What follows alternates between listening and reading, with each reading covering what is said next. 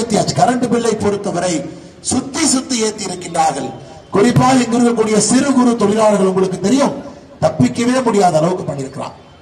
விடியல் தருகின்றேன் விடியல் தருகின்றேன் என்று சுடுகாட்டுக்கு பாதை ஓட்டு கொடுத்திருக்கிறாங்க. 33 மாதமாக விடியல் தர்றேன் சுடுகாட்டுக்கு பாதையை போட்டு நம்மை அழைத்து சென்று கொண்டிருக்கின்றார். அதனால் சகோதர சகோதரிகளே, எந்த காரணத்திற்கும் கூட திராவிட முன்னேற்ற கழகம் தலைமையிலான கூட்டணிக்கு நீங்கள் அளிக்கக்கூடிய ஓட்டு என்பது ஒரு பிரயோஜனம் இல்லாத ஓட்டு கிடையாது. காரணம், அடுத்த 5 ஆண்டு இதே பஞ்சப்பாட்டு பாடுவாங்க. மேல மோடி வந்துட்டாருங்க, நாம என்னங்க பண்றது, மோடி வந்துட்டாரு நான் என்னங்க பண்றது, இப்படி எத்தனை வருஷம் பஞ்சப்பாட்டு பாடுவீங்க?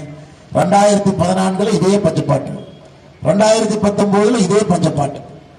உனக்கும் பிரயோஜனம் இல்லை, மக்களுக்கு பிரயோஜனம் இல்லை. எதற்காக நீங்க தேர்தல் நிக்கிறீங்க?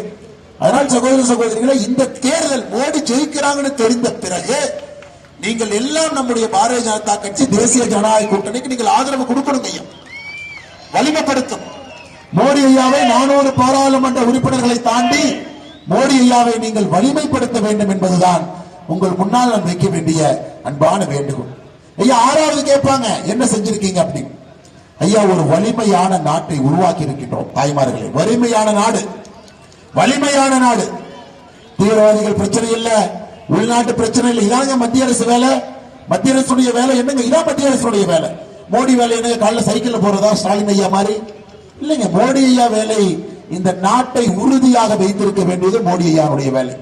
இந்த நாடுல இதுவரை குண்டுவெடிப்பு இல்லை, கலவரம் இல்லை, வெளிநாட்டினுடைய கூலிப்படைகள் உள்ள இல்லை. அந்த அளவுக்கு இந்த நாட்டினுடைய இறையாண்மையை பாரத பிரதமர் நரேந்திர மோடி அவர்கள் காப்பாற்றிருக்கிறார். இதே தமிழ்நாட்டில் பாருங்க, சகோதரிகள் இருக்கிறீங்க, நைட் 8 மணிக்கு மேல தைரியமா நடந்து போயிருவீங்களா? அன்னொரு கூட்டத்தில் ஒருத்தர் ஹெல்மெட் போட்டு நின்று இருந்தார். என்ன கேட்டீங்கன்னா, எப்ப எவன் வந்து வெட்டுவானே தெரியல, அதான் பேசாம ஹெல்மெட் போட்டுக்கிறாங்க. நான் கூட முதல்ல வண்டியில போகும்போது போட்டுக்கணும்னு நினைச்சேன். எவன் எப்ப வெட்டுவான்னு தெரியல, அதனால பகல்ல ஹெல்மெட் போட்டு இருக்கிறேன். அப்படி வந்தா கூட நான் யாருன்னு அவனுக்கு தெரியக்கூடாது. நான் சொல்றேன் ஜோக் இல்லைங்கம்மா, உண்மையாலுமே இது நடக்குது. கண்டந்துண்டமாக கூலிப்படைகளுடைய ஆதிக்கம் தமிழகத்தில் திராவிட முன்னேற்ற கழகத்தினுடைய அரசு வந்த பிறகு கூலிப்படைகளுடைய ஆதிக்கம் அதிகமாக இருக்கு. சட்டம் ஒழுங்கு திமுக வந்த பிறகு சந்தி சிரித்துக் கொண்டிருக்கிறது. பாரதிய ஜனதா கட்சியினுடைய ஆட்சியில சட்டம் ஒழுங்கு என்பது அற்புதமான உயரத்தில் இருக்கு. அதாங்க சாட்சி. நான் பொய் சொல்ல முடியுங்களா? பேப்பரை நீங்க பாக்குறீங்க. பாகிஸ்தான் தீவிரவாதி யாராச்சும் வந்தானுங்களா? குண்டுகள் வச்சானுங்களா? இல்லை. அப்பாவி பொதுமக்களை கொண்டாங்களா? இல்லை. அந்த பேப்பரில் நீங்க பாக்குறீங்க. 6வது நாம் செய்திருக்கக்கூடிய முக்கியமான விஷயம் என்பது இந்தியாவுடைய இறையாண்மை. வலிமையான ஒரு நாட்டை நம்முடைய பாரத பிரதமர் நரேந்திர மோடி அவர்கள் வைத்திருக்கிறார்.